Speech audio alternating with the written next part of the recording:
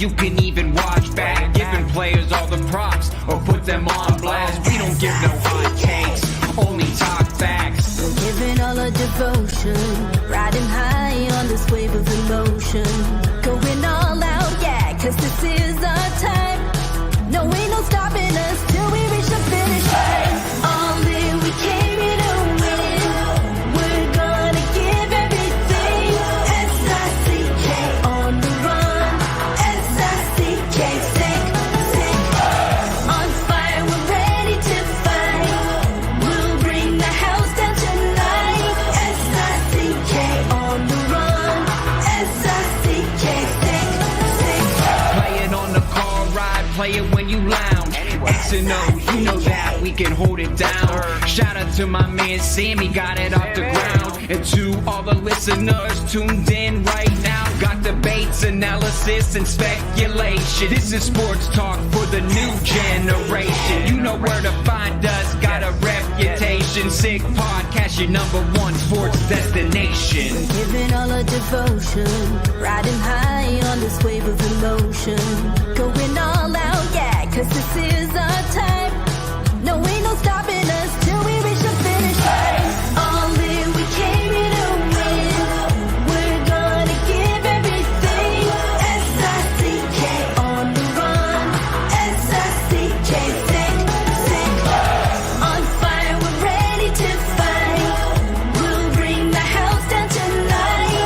S-I-C-K on the run. S-I-C-K, sick. S-I-C-K is the sickest podcast. Tune in for the audio, or you can even watch back. Giving players all the props or put them on blast. We don't give no hot takes, only talk back. S-I-C-K, S-I-C-K, S-I-C-K, S-I-C-K, S-I-C-K, S-I-C-K, All in, we came here to win. We're gonna give everything. S-I-C-K on the run. S-I-C-K, sick.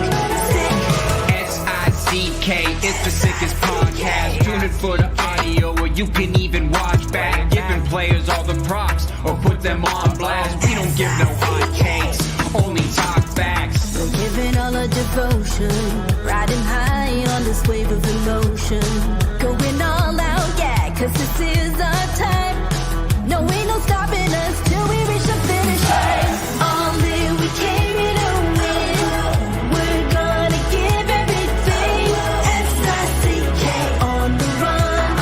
S-I-C-K, sick. On fire, we're ready to fight.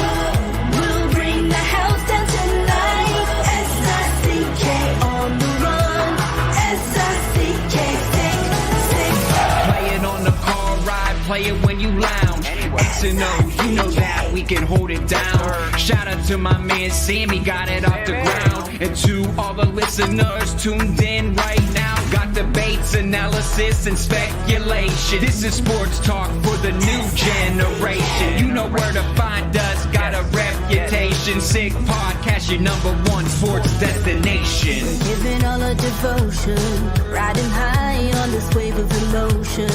Going all out, yeah, cause this is our time. No, ain't no stopping us till we reach the finish line. All in, we came here to win. We're gonna give everything. S-I-C-K on the run. S-I-C-K, sick. On fire, we're ready to fight. We'll bring the house down tonight. S-I-C-K on the run. S-I-C-K, sick. S-I-C-K is the sickest podcast. Tune in for the audio, or you can even watch back. Giving players all the props or put them on blast. We don't give no hot takes, only talk back. S-I-C-K, S-I-C-K, S-I-C-K, S-I-C-K, S-I-C-K, S-I-C-K. Turn up your volume. Because you're about to listen to The Sick Podcast. With Tony Marinaro. 55 seconds left in the penalty, a minute and 27 seconds left in regulation time. Boston 4, Montreal 3. Lafleur coming out rather gingerly on the right side. He gives it into Lemaire, back to Lafleur. Oh! The sickest Montreal Canadiens podcast. You're in the fall! Sports entertainment like no other. Rejoint, on lui fait perdre la rondelle, une passe devant. Et c'est le dégagement et ce sera la victoire des Canadiens. Coupe Stanley pour les Canadiens. Le 23e de l'histoire. You found the dogs! John, you found the dogs! He found the dogs! And all together, they worked a young team to the top. And now, a 24th Stanley Cup banner will hang from the rafters of the famous Forum in Montreal. The Canadiens win the Stanley Cup! Brought to you by Energy Transportation Group. Driven to be different. LaBita.tb. Embrace your true nature. And Playground, your premier gaming destination. It's gonna be sick. Welcome, everyone watching on YouTube, watching on Facebook, and watching on Twitter. I am Tony Marinaro, and this is the Sick Podcast on this Tuesday, April 23rd. Thanks for watching. And, of course, the Sick Podcast is brought to you in part by Energy Transportation Group. It's also brought to you in part by LaBita TV, which we are going to get to a little bit later if I can. I'm also going to tell you that it's brought to you in part by Playground, over 30,000 square feet of new gaming, dining, and entertainment space. Time to reacquaint yourself with the new Playground, world-class sushi, AAA steaks, live shows, a brand new poker floor, so much more. Located just over the Mercier Bridge, only minutes from downtown Montreal. Playground experience the strip without the trip. And also brought to you in part by Accent Insurance Solutions. All insurance isn't created equal. You know where to find the right solution for you. Accent Insurance, that is. Accent doesn't sell insurance. They shop insurance for you to find the right product right on the money, whatever your insurance needs, home, automobile, or business. Call the Accent team tomorrow at 514-363-3636, because it's probably a little bit late right now, and get the right solution at the right price. Visit their website at accentassurance.com. Folks, I figured tonight, you know what? I'm going to talk about the Laval Rocket, because there are so many stories with the Montreal Canadiens that even though their season is over, folks, we haven't got to yet, okay? Because put it this way, think about this for a second, and I'm going to tip you off actually as to what I'm going to do. Over the next couple of weeks, I'm going to talk about some of the report cards that we have been putting out there. We put them out there on social media. Every day, it seems like we're coming out with a report card for a player, or actually coming out with their profile, their position, their goals, their assists, their points, their stats, all that stuff, and asking you to grade them between A and F, with obviously A being the best grade. So I figure, you know what? If we go through all the players on the team, maybe even some of the prospects, some of the players who were in Laval, or maybe some of those players that got called up, and we do 1 or 2 report cards per show, you know what? We're going to get probably 2 to 4 weeks of programming just on that. And the next thing you know, boom, all of a sudden we find ourselves at the end of May. And then, you know, the draft is around the corner, which is going to take place in the end of June. So don't worry, no shortage of things to talk about. But tonight I figure, you know what? The Laval Rocket season officially came to an end. It officially, the season was over on Saturday, but their playoff dreams came to an end on Friday night when they lost to Belleville by a score of 3-2. So I figure, you know what? If we don't get to Laval tonight, when will we get to Laval? And there's so many amazing stories to talk about Laval, and there's so many topics and stuff. Like, one of the things is JF Houle going to be back next year? His contract runs out, expires on the 30th of June. He's completed 3 seasons as head coach of the Laval Rocket. He made the playoffs in the first 2 seasons. He did not make the playoffs this season. There's some that will say, not making the playoffs this season, you don't deserve to be back there. Well, others will say, well, you know what? When the Canadiens called up some of his players, they actually look ready, so he deserves to be back. There's some that will probably say he'll be back, but on a short leash. You know what? At the end of the day, who better to talk to than the play-by-play voice for the Laval Rocket on BPM Sport Radio, en français, 91.9 FM. If you're listening from Montreal, Anthony Marcotte, comment vas-tu? Anthony, how are you? I'm feeling good, but I would prefer to be in the playoffs right now, calling games. That's why I do this thing, is to call important hockey games like it was on Friday night. But it happens sometimes. And now in vacation, I got to take care of my kids. They're sleeping. My wife is making their her nails right now. So I'm watching hockey and talking to my good friend Tony tonight. So I'm good. Thank you. I Really appreciate it very much. Anthony, I saw you, I believe, probably with the games on Friday and Saturday. I believe I saw you, give or take, on the Wednesday at TVA Spa, probably a couple of days before the big game. Correct me if I'm wrong. We all knew it was going to be tough. Some were more optimistic. You thought it was going to be pretty tough. I'm not so sure you had a pretty good feeling about it, eh? Well, I had a good feeling, actually, on Friday. I knew it was going to be tough, but I knew that the team would compete. And they compete on Friday night. They come up really close from a win on Friday. 5 minutes, actually. They scored a tying goal with 5 minutes left in the game. And Laval needed a regular time win to still keep his playoff dreams alive and then do the same thing the next night. We had a good hockey game on Friday. Really tight battle out there with a completely different looking hockey team with the addition of Roy, Struble, Barron, Mailloux. They juggled the lines. Luke Tuck was a good ad as well in the lineup. So it was a completely different lineup on Friday. So a good hockey game, but they came up just really close. It's too bad because I don't think Friday night was the difference maker. They lost their playoff spot way earlier this season. You know, Anthony, I'm sure that Jeff Gordon, Kent Hughes, Marty St. Louis will tell you that JF Houle's first responsibility is to help develop players for the big team, get some of those players to the National Hockey League. And when those players are called upon, that the transition is done very, very smoothly, and they're able to step into the lineup with the Canadians. Having said that, the ultimate is for all of that to happen, but also to make the playoffs, to play big playoff series, to probably win a couple of big playoff series so that you get those young players that experience of the playoffs, right? And they can add it to their baggage of experience and their wealth of experience. Having said all of that, they lose that game on Friday night in which they had a 2-0 lead, and which you mentioned, in which they bolstered their lineup by some really good additions. Do you think that some people within the organization, when I talk about some people, I'm talking about the management, of course, they're looking at that and it leaves a sour taste in their mouth, the fact that they weren't able to win the game that they were up 2-0 in? I don't know. Well, Anthony, basically, really pardon me, what I'm asking you, pardon me, Anthony, is, let me elaborate. What I'm asking you is, do you think it's a knock against JF Houle, the fact that in a must-win game, his team blew a 2-0 lead? Well, it certainly doesn't help his case, but I think when you look at everything he did in the 3 years behind the bench, I think his record is pretty good. He clearly helped the development of a couple of players, helped a few of them getting back to the NHL as well, like Yoel Armia's case.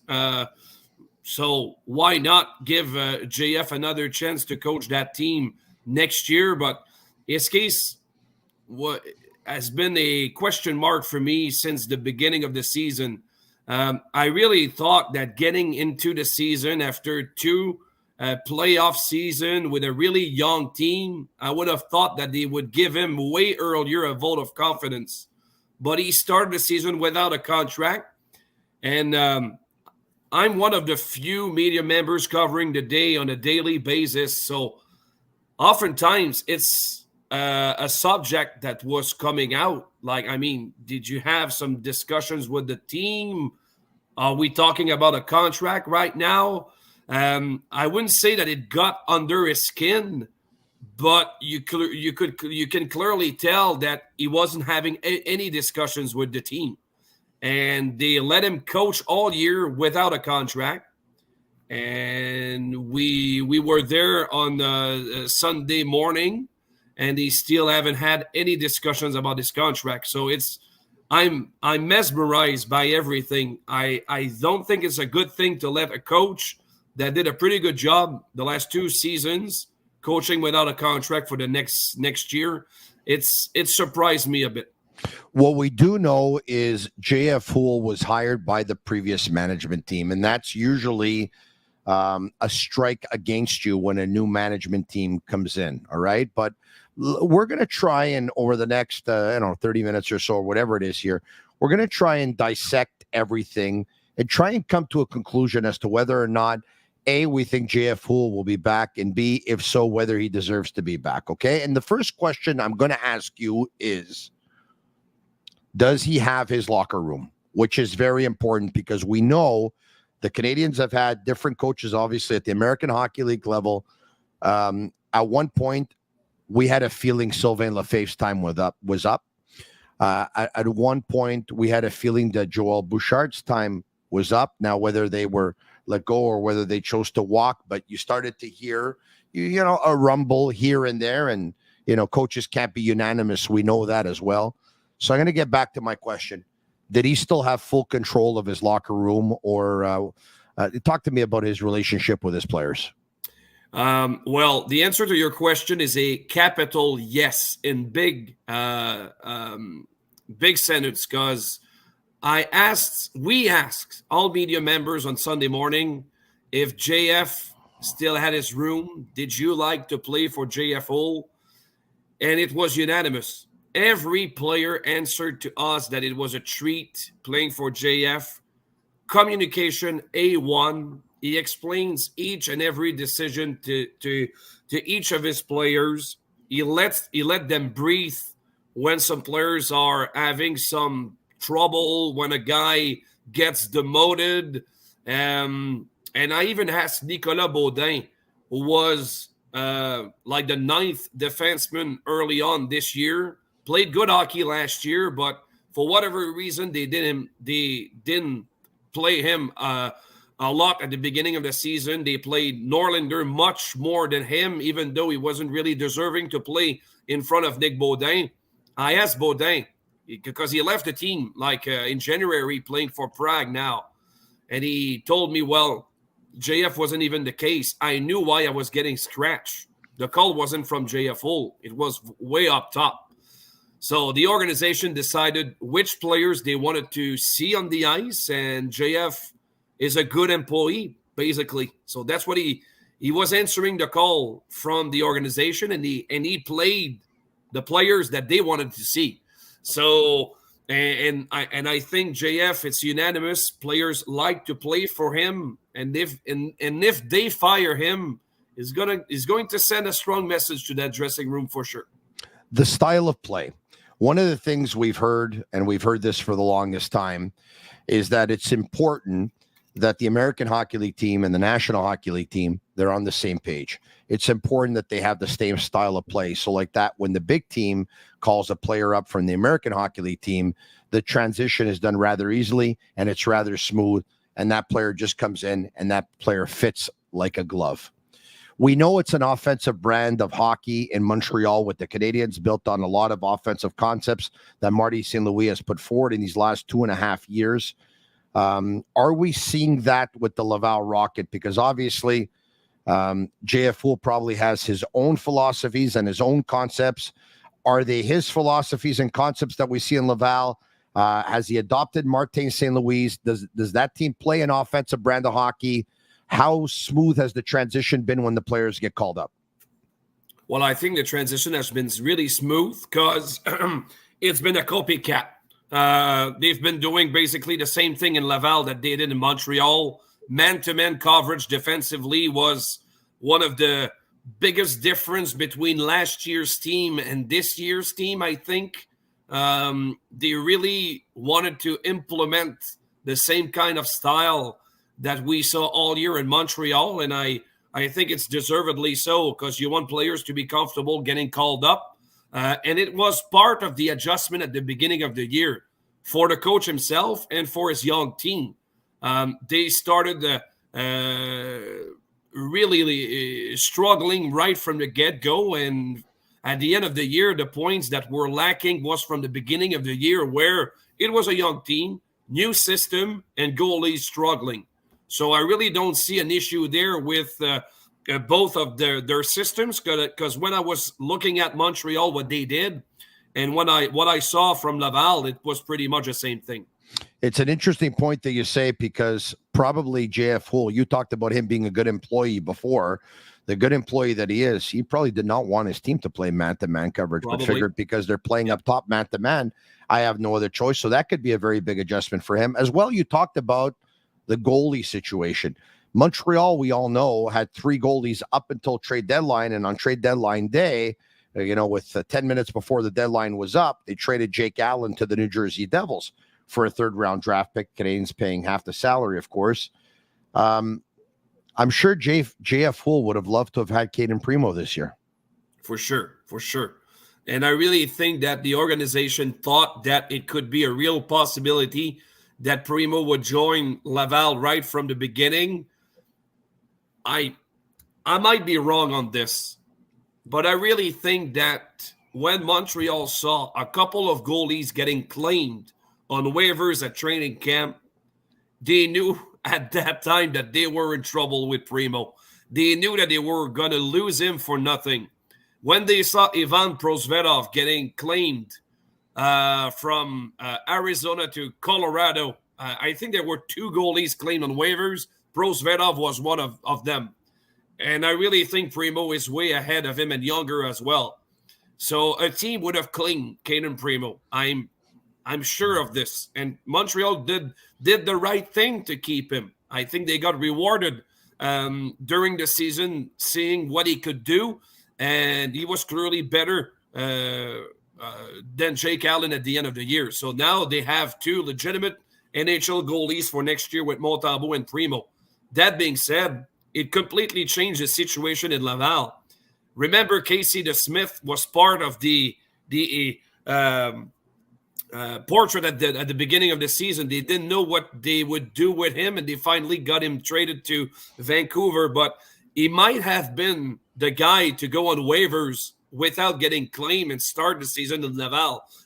It didn't happen because they find a taker in Vancouver. So I asked that question to John Sedgwick, and he was, I think, really open about this with me, telling me that Primo's situation wasn't certain and they didn't know what to do with Smith. So at the beginning of the season, they started the year with Jakob Dobesch and Strassman, and it was basically terrible. I mean, guys couldn't stop a puck. Even Dobesch, he was an .864 goalie the 8th of December. So it was a 2-month stretch that he was one of the worst goaltenders in the AHL. So one of the best things that happened this year in Laval is it's the comeback of Jakob Dobesch. I mean, it's been unreal to see him getting back and playing at his level at the end of the year to give this team a chance. Without Dobesch, this team doesn't have a chance. That's how I can explain the goalie situation. I think they got stuck, but they clearly waited way too long to make a move, bringing in Casimir Kaskisuo at the end of December. It was already too late on my part.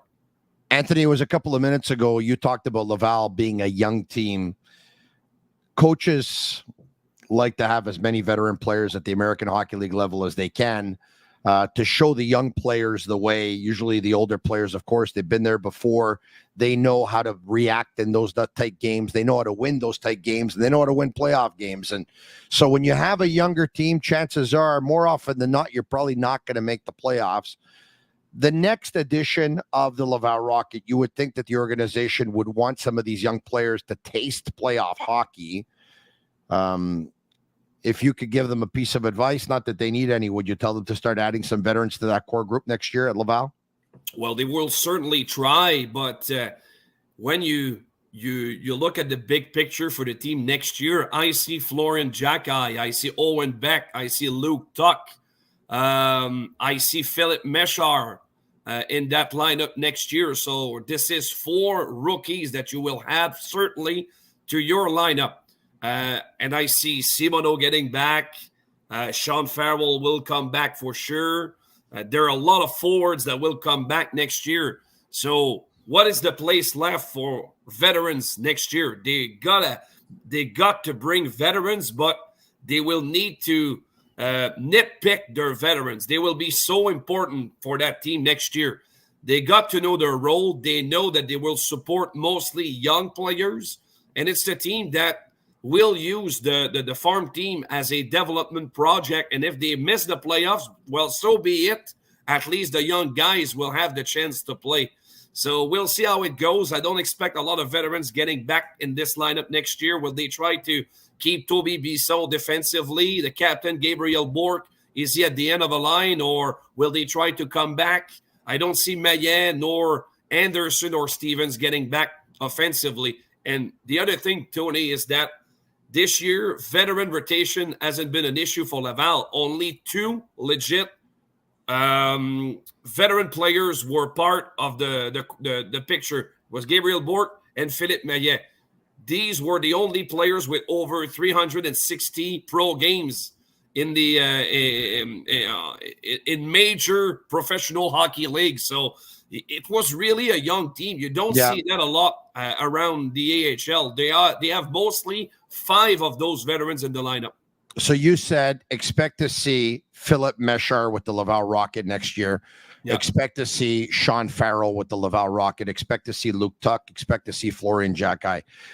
You just gave me 4 forwards. Can we add Emil Heineman and Riley Kidney to that list, or is Kidney? Yeah, for sure. Yeah. I think they're part of the picture as well. They're both. They will not be available on waivers, so they can send them back to the AHL. Wow, I don't see Kidney having a shot at training camp. And Heineman was one of the most disappointing players in Laval this year. I really thought that we would see more of Heineman this year.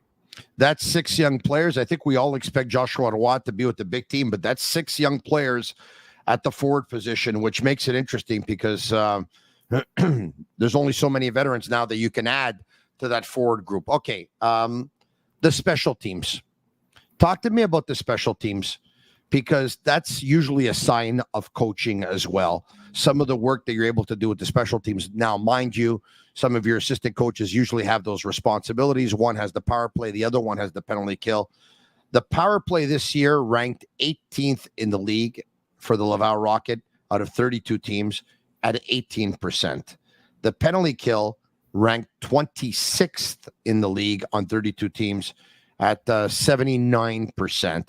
Talk to me about the special teams and whether or not you were disappointed with their ranking, whether or not you think they were able to get the most out of their players on the special teams, and what kind of structure you saw in the whole setup. It's a good question. Power play is tough to evaluate in the AHL because there's a lot of movement offensively, and you don't find chemistry all year. You won't see the same player usage on the power play all year. But I think on the PK, if you find your concept, you shouldn't struggle all year. And if we put across the power play when they lost Joshua Roy, was one of the key assets on the power play. So they lost him at the middle of the year, and it was tough to replace him. But defensively, player deployment was suspect for me, I would say. For some reason, they used Matthias Norlinder way too much on the PK. I don't know why they were using him so much on the PK. I know that it was easy to play Mailloux on the power play. Then they were using Barron and sometimes Trudeau. So on the special units, sometimes you want all your 6 defensemen to have some ice time. So that's why they put Norlinder many times on the PK. But he was one of the worst assets on the PK of the team, and they played him there so much. So I don't think it helped a lot. They struggled all year in the PK. I know the goaltenders didn't do their job at the beginning, but Dobesh saved this team a lot on the back end of the season. So, I think the PK wasn't on par, I think, all year. You know, it's funny you say that when talking about Norlinder, because if you take a look at some of the players the teams put on penalty kill, and let's talk about defensemen, right?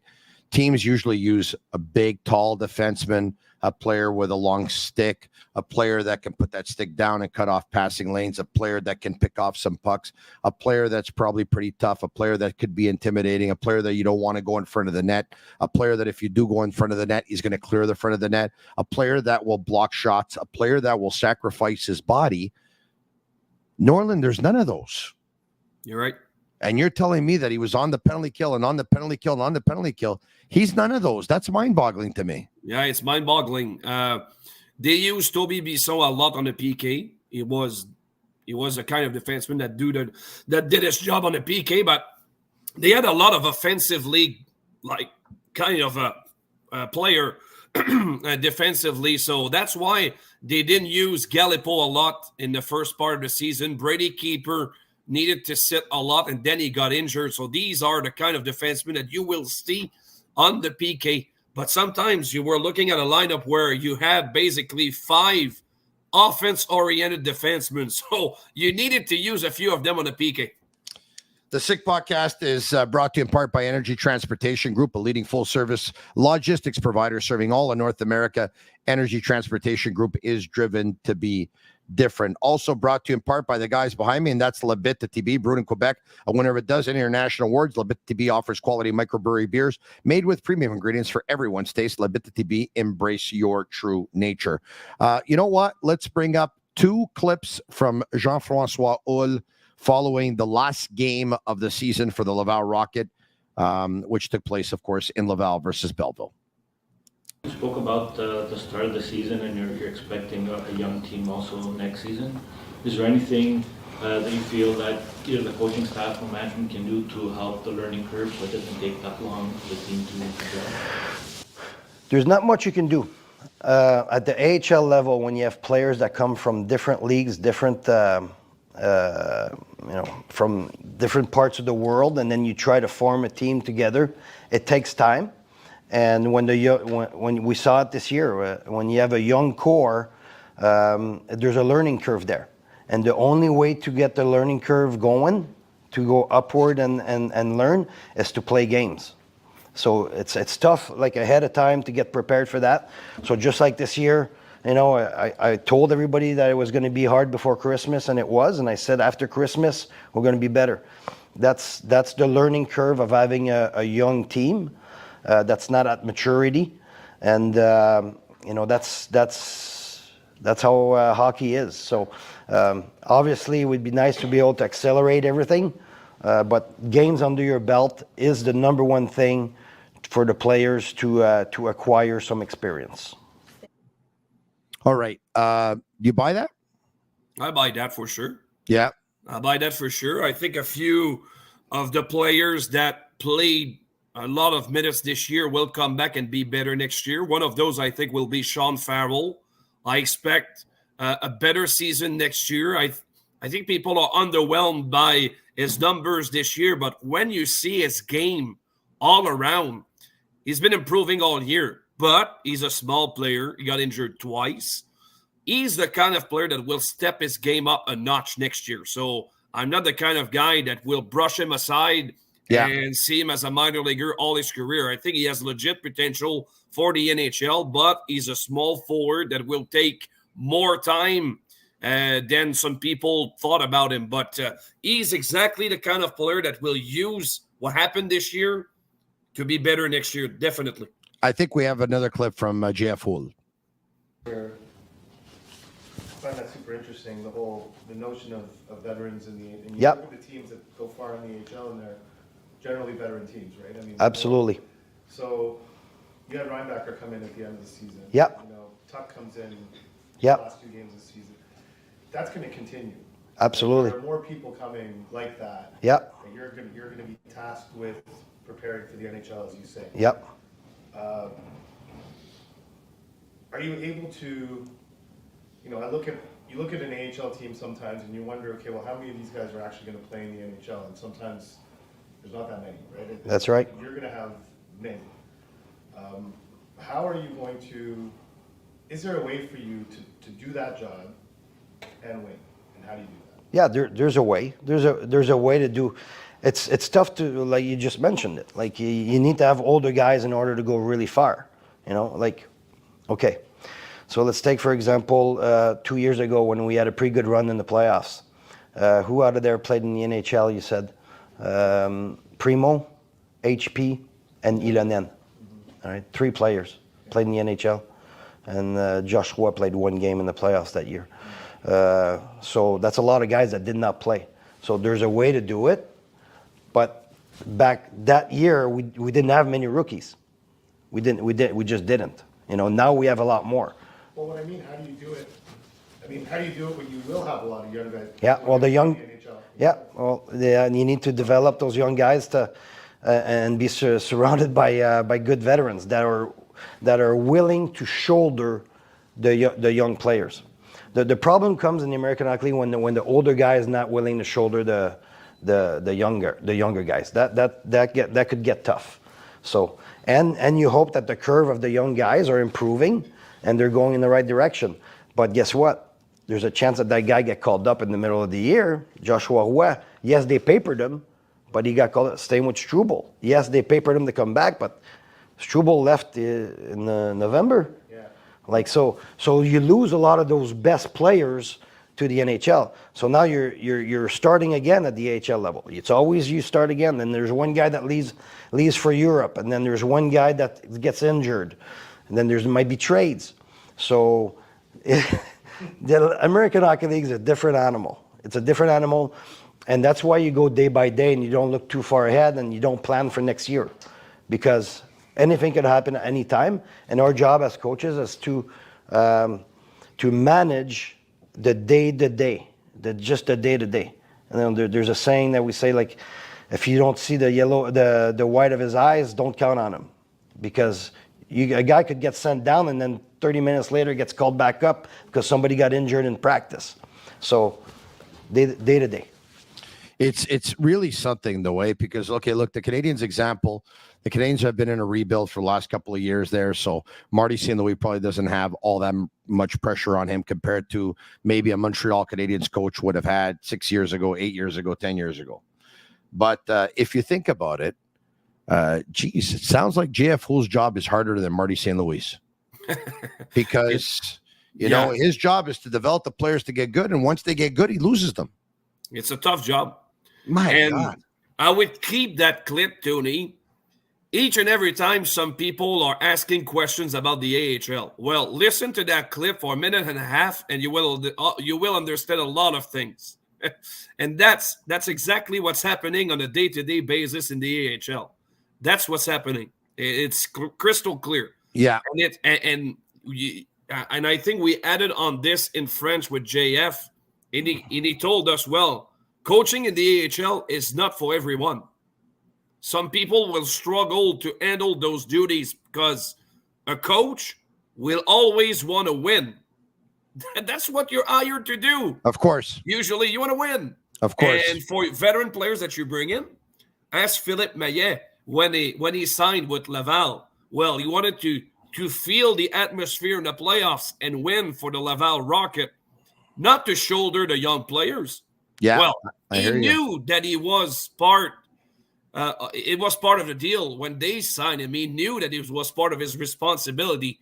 But first and foremost, he wants to win in Laval. But it's tough for a coach. He will juggle with everything all year. Let's bring up, if we can, the stats from the players from this past season, so we can see who had a pretty good season. Brandon Gignac led the way with 55 points. Mayette, 53. Logan Mailloux, for a defenseman, had 47. Pretty impressive. Lias Anderson had 45. Xavier Simoneau had 37. Mitchell Stevens, 35. Joshua Roy, 32 in 41 games, by the way. Emil Heineman, 29. Sean Farrell, 28. Toby Bisson, 27. Trudeau had 24. And then there was Mishak, who was traded. And then Kidney at 20. Condata, 19. Galipo, 18. Davidson, 16. Jackeye, 11. Barron, 11. All right, Jackeye, Barron, Gabriel Bork, Riley McKay, Yoel Armia. Armia did extremely well, went down with the Laval Rocket. 6 goals, 3 assists, 9 points in 8 games. What's the one thing in JF Houle's handling of Armia that impressed you? I mean, obviously, he got him motivated, he got him to produce. But is there anything that he said to you or that you heard about his handling of Armia or anything like that you thought was most interesting? Well, I asked a few questions about him, but I haven't had really, I have nothing extraordinary to say about this because JF always answered me about this. Like, he handled it as a pro and he played. We played him a lot and he found his way back offensively, scoring 6 times in 8 games or something like this? Yeah, 6 and 8. Yep.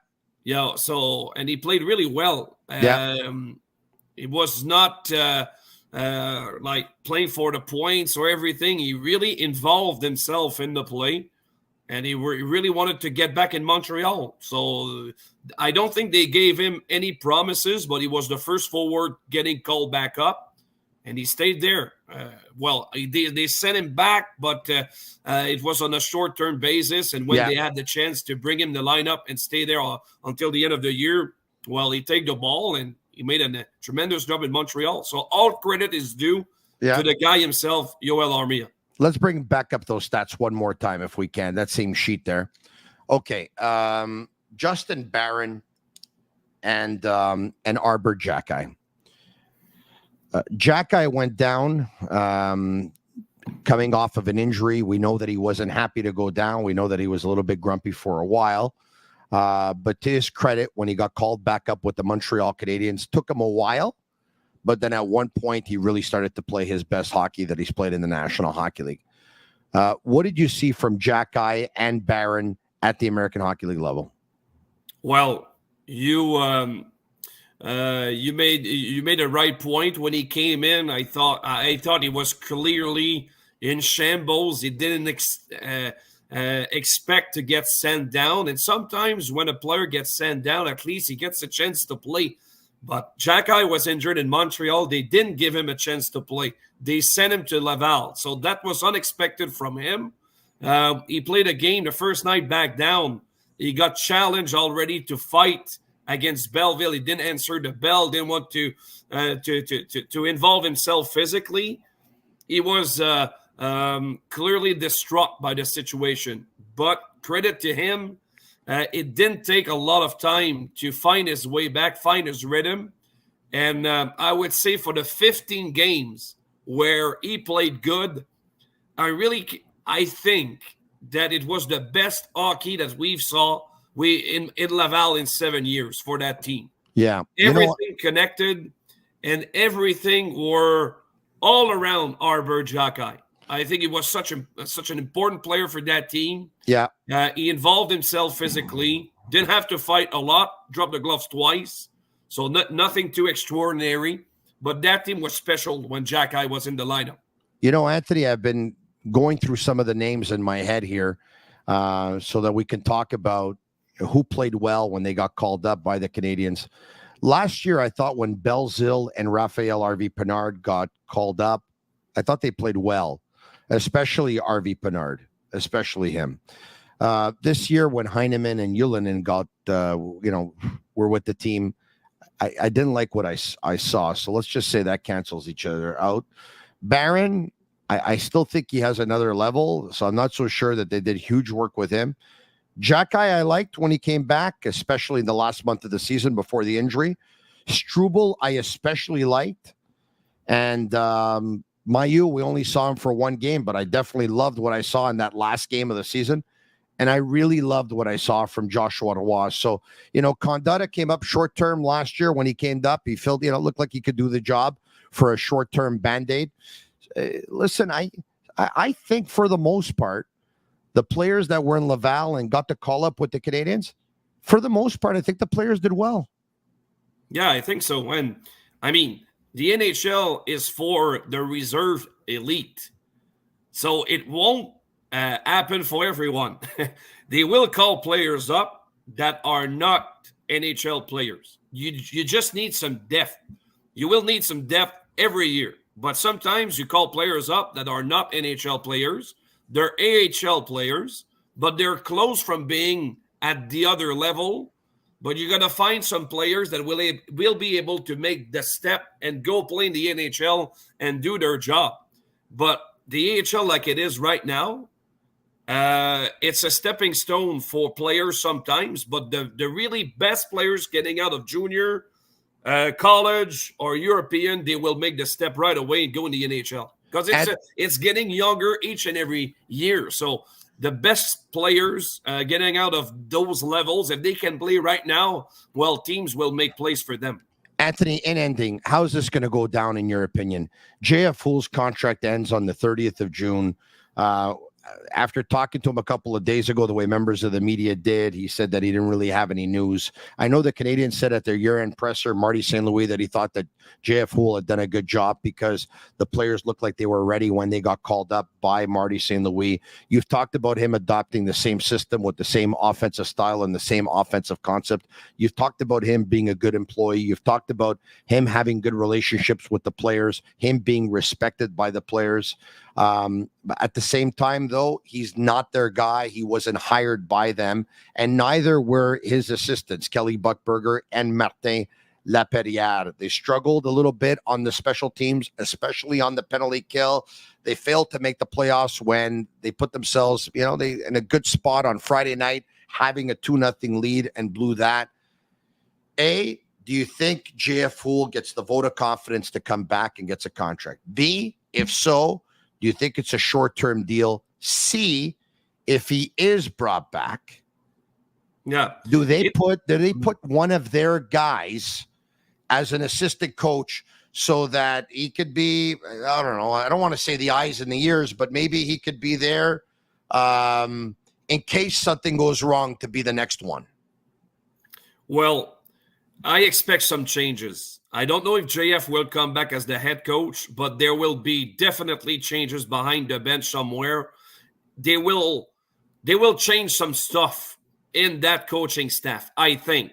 And it wouldn't surprise me one bit that Paul Byron goes back, gets hired as a coach next year and to be behind the bench of Laval Rocket. Not the head coach, but as an assistant coach. That wouldn't surprise me one bit. Paul Byron, who we had a chance to talk to last week on Friday at the Barry F. Lorenzetti Foundation. It was a Foundation Cup fundraiser. Paul Byron was playing in a game of pickup at the Bell Center, and I saw him at Da Vinci Restaurant later in the afternoon. I had a chance to talk to him. He's working in player development with the Montreal Canadiens. Actually worked with Emil Heineman last year, worked with Owen Beck, worked with Philip Méchard and other prospects.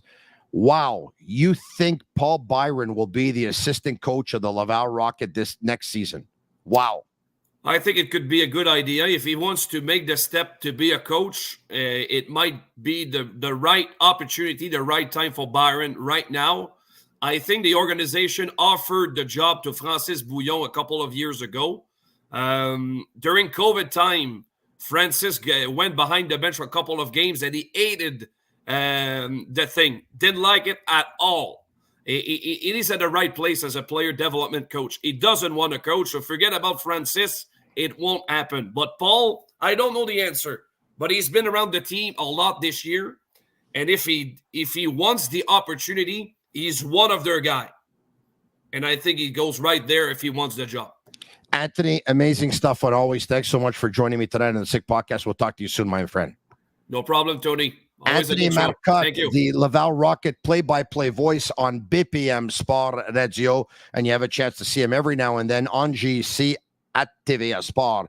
Special thanks to Energy Transportation Group. Special thanks to Labita TB. Special thanks to Playground. And special thanks to Accent Insurance Solutions, our partners and our sponsors. And special thanks to you, my Sick Army, and you, my Sick community, for watching. We're going 12 months per year. We're talking Canadians or Laval Rocket. We're talking Montreal Canadiens players. We're talking Montreal Canadiens prospects. We'll be talking the draft in the middle of June to late June. We'll be talking unrestricted free agency in early July. It never stops. It's red, white, and blue right here at the Sick Podcast with Tony Marinaro. You can listen to us on all social media platforms. Watch us and follow us on YouTube, Facebook, Twitter. Leave us a 5-star review on Apple. It's our way of feeling the love. For Shane Gaumont and Master Control, thank you, Shane.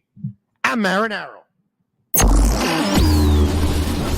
And that's a wrap. Hope you don't miss us too much until next time. Follow the Sick Podcast with Tony Marinaro on YouTube, Instagram, Facebook, Google Play, and Apple Podcasts.